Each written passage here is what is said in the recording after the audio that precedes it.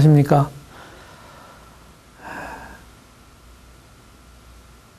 이번 시간에는 야곱에 대해서 함께 말씀을 나누겠습니다. 야곱을 생각하면 여러분들은 뭘 생각하십니까? 처음에는 별로 욕심이 많고 아주 사기성이 농후하고 또 목적을 위해서 수단과 방법을 가리지 않고 다른 사람의 좋은 것들을 빼앗는 이런 찬탈자의 모습을 우리는 생각하게 되죠. 그런데 야곱의 말년에 보게 되면요, 하나님께서 그의 인생길에서 그를 다루셔서 훌륭한 예배자로 성화된 모습을 보게 되죠. 저는 야곱을 생각할 때 성화의 사람, 야곱, 이렇게 이름을 붙여봤습니다. 야곱에 대해서 이제 여러 시간, 5-6시간을 통해서 함께 살펴보기를 원합니다.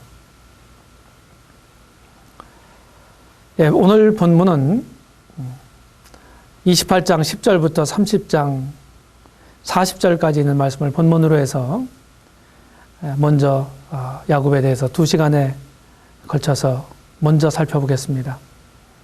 이 2시간의 주제는 문제와 연약이 많은 인생을 은혜 가운데서 다루셔서 하나님의 사람이 되게 하신다고 하는 것이 2시간에 걸친 야곱에 대한 주제가 되겠습니다.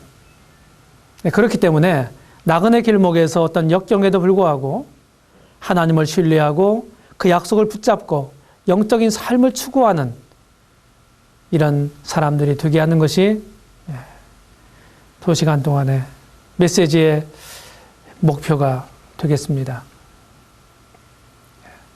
28번째 시간입니다.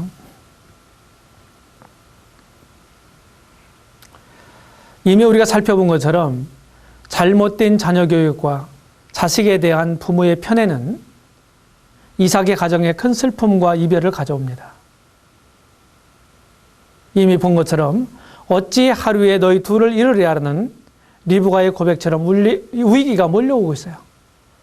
이런 뼈아픈 경험을 통해서 이삭 부부는 정신을 차리고 합당한 조치들을 취합니다. 이삭은 야곱을 불러 축복하고 밧단 아람에 있는 처가로 야곱을 보냅니다. 이렇게 해서 야곱의 나그네길이 시작되고 야곱은 베델에서 그의 생애에 가장 중요한 경험을 하게 됩니다. 야곱은 정든 고향과 아비집을 떠나서 밧담 아람에 마침내 도착합니다. 그는 우물가에서 아내가 될 라헬을 만나게 되고 그때부터 야곱은 라헬을 위한 봉사가 시작됩니다. 라헬을 사랑한 까닭에 12아들의 아버지가 됩니다.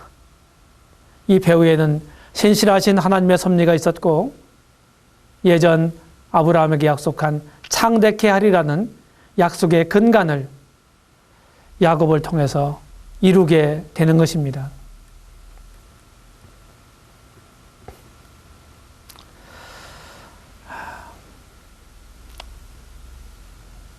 우리는 야곱의 환상과 야곱의 수고, 야곱의 이용당함, 야곱의 고뇌, 야곱의 성실, 이런 5가지 단락을 가지고, 대지를 가지고 함께 말씀을 2시간 동안에 나누겠습니다. 먼저 야곱의 환상을 보겠습니다. 야곱은 후일에 바로 앞에서 이런 고백을 하죠. 야곱이 바로에게 고하되 내 나그네길의 세월이 130년이니이다. 나의 연세가 얼마 못되니 우리 조상의 나그네길의 세월에 미치지 못하나 험악한 세월을 보내었나이다. 130년의 나그네길. 이 나그네길은 바로 지금 이 28장에서부터 29장에서부터 1절에 보면 야곱이 발행하여 동방 사람의 땅에 이르러 이렇게 험악한 세월을 보내게 됩니다.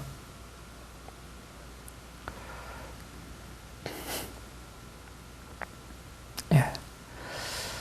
자, 28장 10절에 보게 되면 야곱이 부엘세바를 떠나 하란으로 향하여 가더니 한 곳에 이르러는 해가 진지라. 거기서 유숙하려고 그곳에 한 돌을 취하여 배기하고 거기서 누워 자더니 꿈에 본즉 사닥다리가 땅 위에 섰는데 그 꼭대기가 하늘에 닿았고 또 본즉 하나님의 사자가 그 위에 오르락 내리락 하고 또 본즉 여호와께서 그 위에 서서 가라사대 나는 여호와니 너희 조부 아브라함의 하나님이요 이삭의 하나님이라. 너 누운 땅을 내가 너와 네 자손에게 주리니 네 자손이 땅의 티끌같이 되어서 동서남북에 편만할지며 땅의 모든 족속이 너와 네 자손을 인하여 복을 얻으리라. 내가 너와 함께 있어 네가 어디로 가든지 너를 지키며 너를 이끌어 이 땅으로 돌아오게 할지라. 내가 내게 허락한 것을 다 이루기까지 너를 떠나지 아니하리라 하신지라. 자, 어떤 상황에서도 하나님은 당신의 백성과 함께 하십니다. 우리 인간의 한계점은 하나님의 은혜로운 역사가 시작되는 때입니다. 하나님은 성도의 인격과 신앙의 성숙을 위해서 때로 역경을 허락하시기도 하십니다. 그러나 성도들에게는 모든 것이 합력하여 선을 이루게 되죠.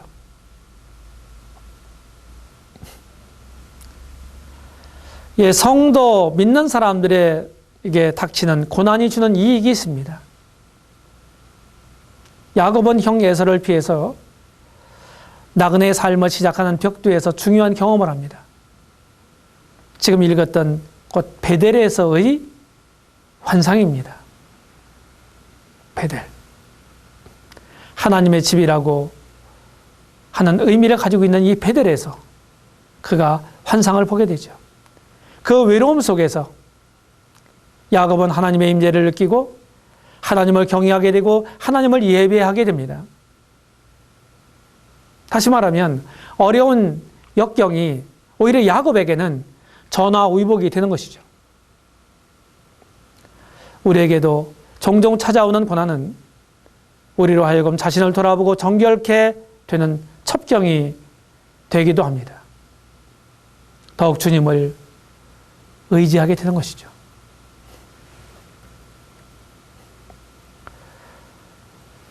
야곱이 가졌던 비전. 예, 지금 베델의 환상입니다. 이미 읽은 말씀처럼 창세 28장 12절로 15절에 이렇게 하나님이 친히 야곱에게 말씀하셨습니다.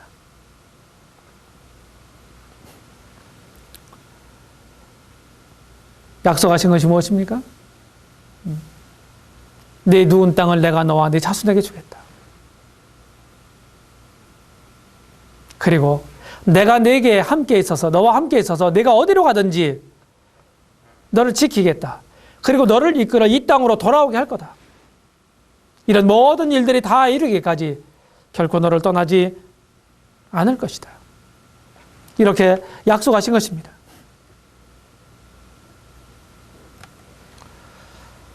야곱은 하늘에 닿은 사닥다리를 봅니다. 하나님의 사자, 곧 천사들이 바쁘게 움직이는 것도 봅니다. 그리고 하나님의 음성을 듣습니다. 하나님의 약속이 바로 우리의 비전이죠. 꿈이나 비전은 아무렇게나 아무 것이나 갖는 게 아닙니다. 이미 당신의 말씀을 통해서 약속하신 바를 통하여 우리 미래에 대한 비전을 설정하고 그리고 그 비전을 따라 살아가는 것입니다.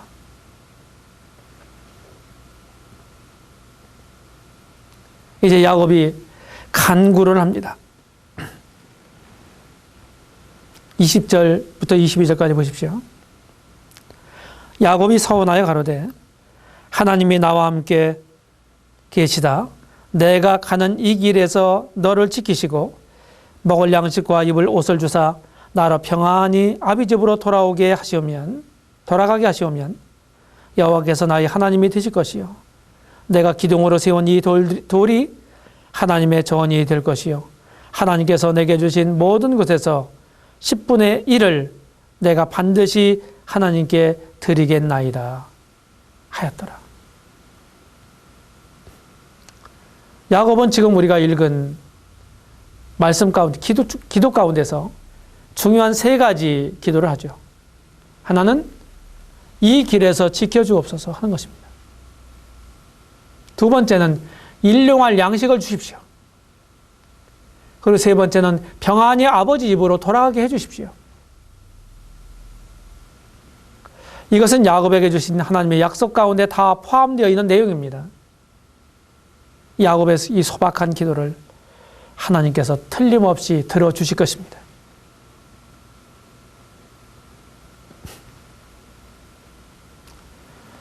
이제 야곱은 사랑을 얻기 위해서 수고를 합니다. 29장 18절로 30절 말씀을 보게 되면은 야곱이 라헬을 연애함으로 대답하되 내가 외삼촌의 작은 딸 라헬을 위하여 외삼촌에게 7년을 봉사하리이다. 라반이 가로되 그를 내게 주는 것이 타인에게 주는 것보다 나으니 나와 함께 있으라.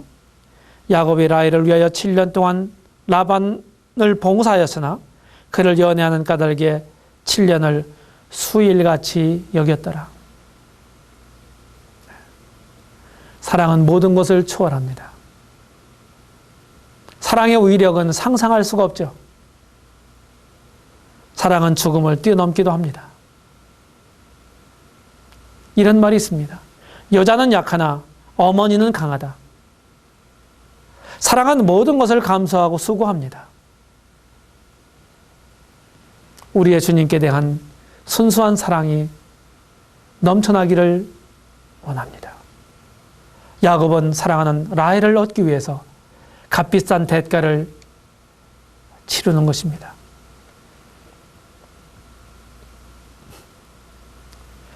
이 사랑을 얻기 위해서 자원하는 수고를 마다하지 않죠?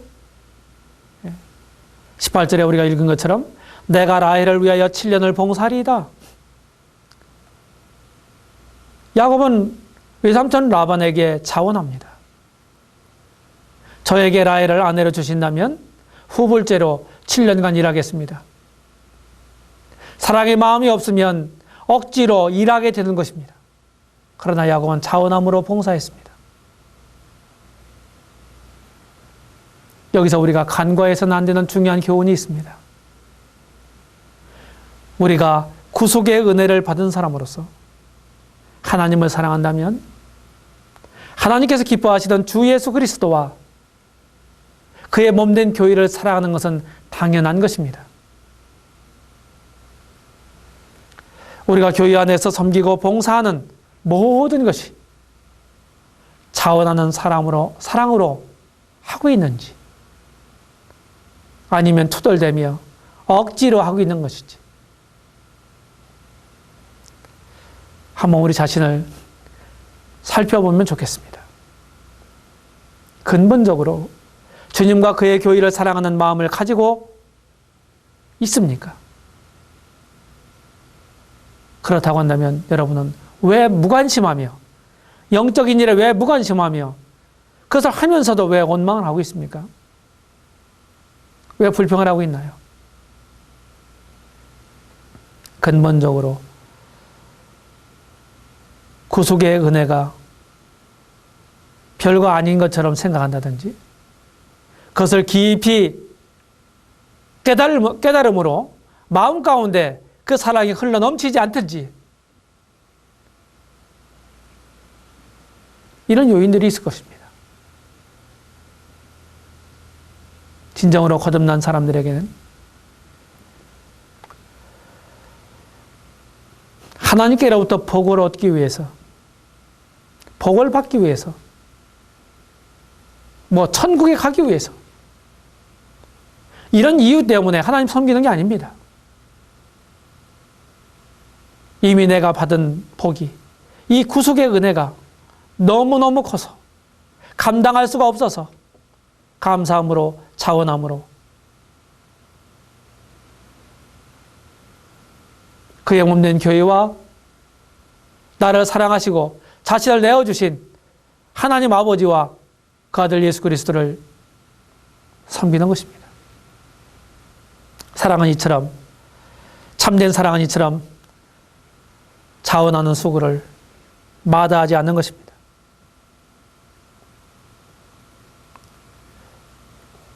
사랑 때문에 시간을 의식하지 않는 수고를 야곱은 하고 있어요.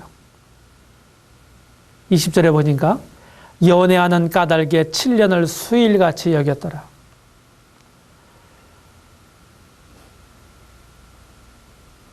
사랑으로 하는 봉사는 전혀 실증나지 않죠. 예, 우리는 직장에서 사랑으로 일하지는 않습니다. 보스 때문에 일하는 거잖아요. 그러나 사랑의 계산식은 다른 것입니다. 사랑 때문에 하는 섬김은 피곤하지 않아요. 우리의 섬김이나 헌신이 이러합니까?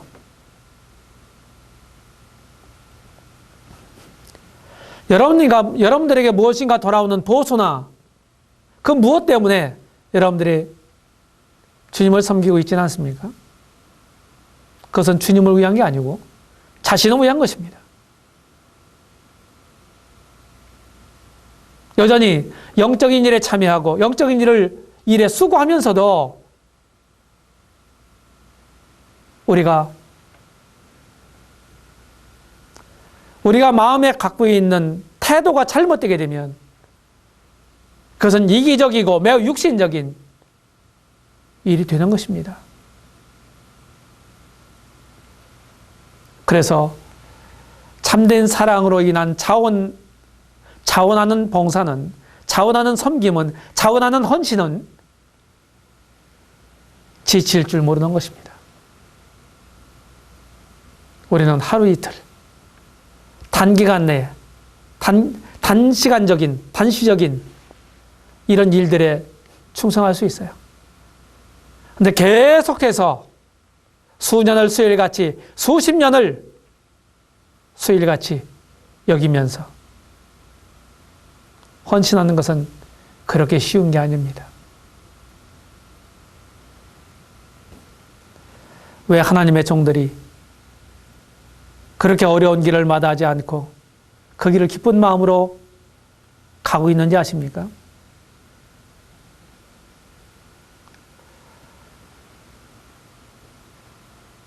돈과는 상관이 없습니다. 진정한 하나님의 사람은 나에게 이와 같은 일을 하면 무슨 대가가 나에게 지불될 것이라고, 무엇인가를 내가 얻을 수 있다고 그렇게 생각해서 일하는 사람은 그것은 진정한 의미에서 하나님께 헌신하는 게 아닙니다. 성경에서 말하고 있는 것처럼 그것은 짝꾼입니다. 야곱은 라헬을 사랑하기 때문에 이렇게 시간을 의식하지 않는 수고를 그가 마다하지 않았던 것입니다.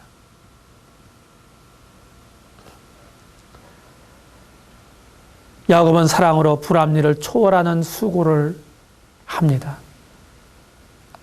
27절에 보니까요. 처음에 계약 조건이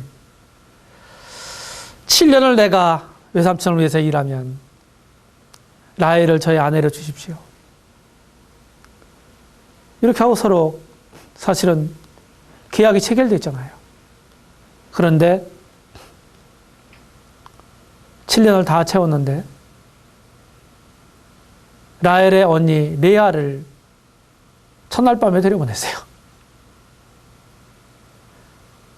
야곱이 수고한 것은 레아를 위한 게 아니라 라헬을 위한 것이었습니다.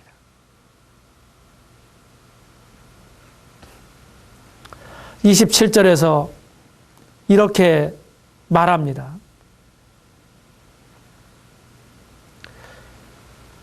내가 그를 위하여, 라헬을 위하여 또 7년을 내게 봉사할지니라.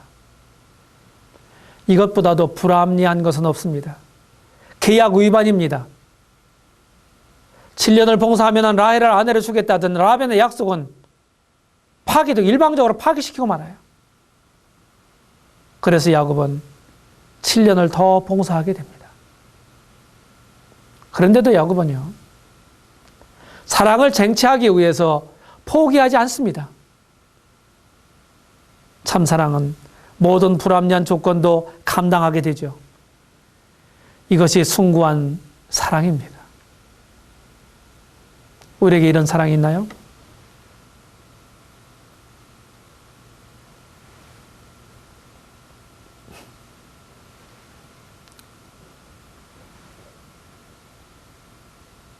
그 다음에 세 번째 단락에서 야곱이 이용당하는 모습을 보게 됩니다.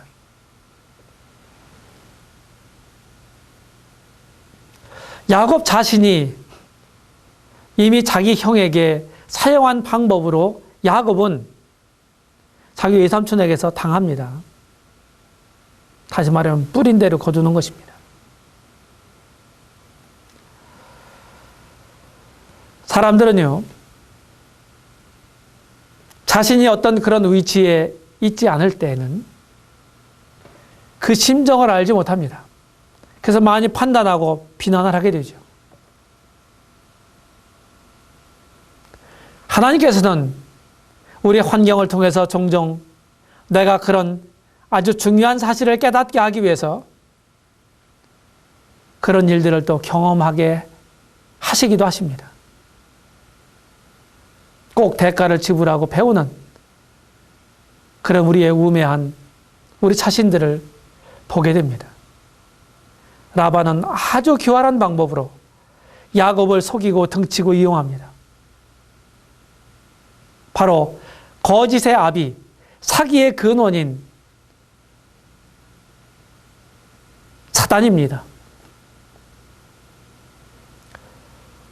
요한복음 8장 44절에 보게 되면 그는 거짓말쟁이요 거짓의 아비가 됐다고 마귀를 지칭합니다. 자신의 욕망만을 위해서 삶의 초점이 맞춰져 있는 거죠. 철저하게 야곱은 자기 삼촌 라반에게 자기보다도 한 수 위에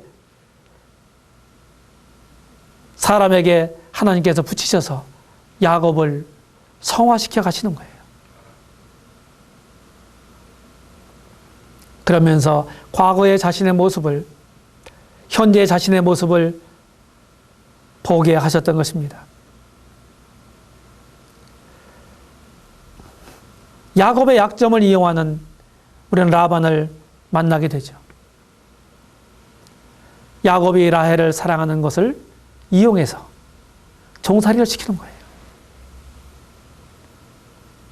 진짜 야비하게 이 약점을 최대로 활용하고 있습니다. 세상에서는 그것을 지혜라고 말하는 사람들이 있을지 모르겠습니다. 그러나 참된 지혜는 남을 이용하는 게 아닙니다. 세상의 처세술, 다른 사람을 깎아내리고 다른 사람들을 밟고 그리고 권력에 아부하면서 하는 것을 지혜라고 말하죠. 그것도 한 삶의 방법이다.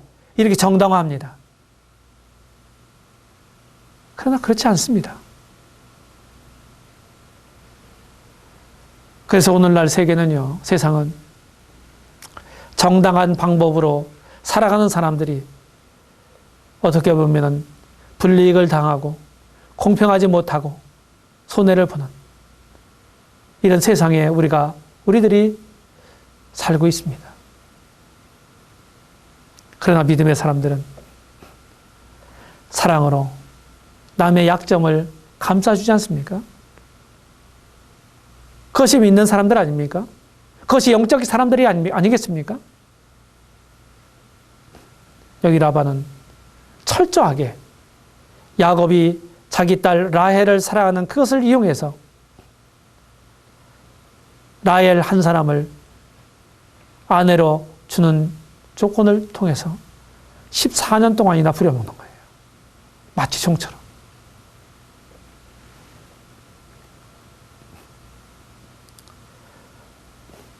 라반은 계약을 지키지 않습니다. 이 계약이라고 하는 건요, 쌍방 간에 이루어지는 거지 않습니까? 여기 19절에서 라반이 이렇게 야곱에게 약속을 했습니다. 라헬을 내게 주는 것이 타인에게 주는 것보다 나으니 나와 함께 있으라. 야곱이 제시한 그 조건을 라반은 수용했고, 그렇게 해서 계약은 쌍방 간에 체결이 됐던 것입니다. 그러나 라반은 야곱을 속이죠. 7년이 지났어요. 여기 23절에 보니까 저녁에 그 딸 레아를 야곱에게로 데려가매 야곱이 그에게로 들어가니라. 7년이 다 지나서 이제 결혼을 하는 첫날 밤이에요. 그런데 라헬을 들여보내지 않고 신방에 레아를 들여보내는 라반을 봅니다. 라반은 26절에서 이렇게 핑계를 댑니다. 형보다 아우를 먼저 주는 것은 우리 지방에서 하지 아니하는 바라. 이제 그럴듯한 핑계를 대요. 진짜 그것을 알고 있었다고 한다면, 그렇다고 한다면 야곱에게 약속을 하지 말아야 되죠. 아니면 미리 알려주었어야 합니다. 그래야 옳은 것입니다. 그래 라반은 그런 조치를 하나도 취하지 않는 채 다 함구한 채로 야곱을 지금 이용하고 있는 것이죠. 이런 모든 것들이 다 사실은 하나님으로부터 나온 것이 아니라고 하는 것입니다. 자신의 이익을 위해서 이렇게 다른 사람들을 이용하고 있는 거예요.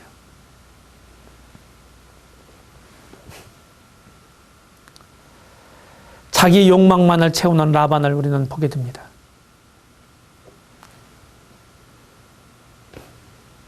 라반은 야곱의 성실을 빌어서 14년간 부려먹습니다. 그래서 부당한 부를 축적시킵니다. 여러분, 현실감 있게 여러분들의 연봉이 얼마입니까? 여러분들의 연봉이 얼마인가요? 14년 동안이나 무려 사랑을 얻기 위해서, 사랑하는 라헬을 얻기 위해서 야곱은 14년간이나 일해줍니다. 라반은 자기 중심적인 생각으로 자기 욕심을 채우기에 급급하고 있습니다.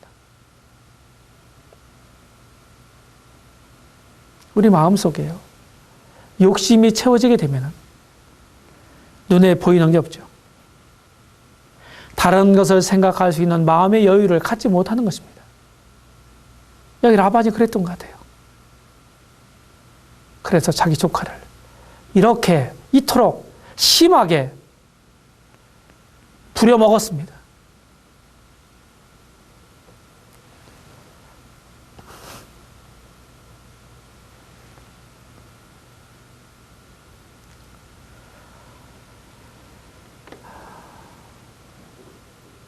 여기 창세기 29장 25절을 이하를 몇 절을 보겠습니다. 야곱이 아침에 보니 레아라 라반에게 이르되 외삼촌이 어찌하여 내게 이같이 행하셨나이까? 내가 라헬을 위하여 외삼촌께 봉사하지 아니하였나이까? 외삼촌이 나를 속이심은 어찌미니까? 라반이 가로되 형보다 아우를 먼저 주는 것은 우리 지방에서 하지 아니하는 바니라. 이를 위하여 7일을 채우라. 우리가 그도 내게 주리니 내가 그를 위하여 또 7년을 내게 봉사할지니라. 야곱이 그대로 하여 그 7일을 채우매 라반이 또 딸 라헬도 그에게 아내를 주고 30절 야곱이 또한 라헬에게로 들어갔고 그가 레아보다 라헬을 더 사랑하고 다시 7년을 라반에게 봉사하였더라. 이처럼 야곱 자신이 뿌렸던 씨앗을 먼 타향에서 그 외삼촌으로부터 다 돌려받아요. 여기 엄연한 불변하는 이 진리를 우리가 배웁니다. 심은 대로 거두리라. 여러분은 지금 무엇을 심고 있습니까?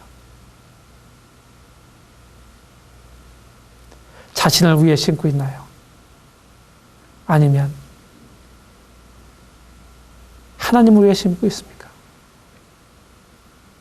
육신적인 것을 심고 있습니까? 영적인 것을 심고 있습니까? 이것을 깊이 묵상해 보시기 바랍니다. 잠시 쉬었다 하겠습니다.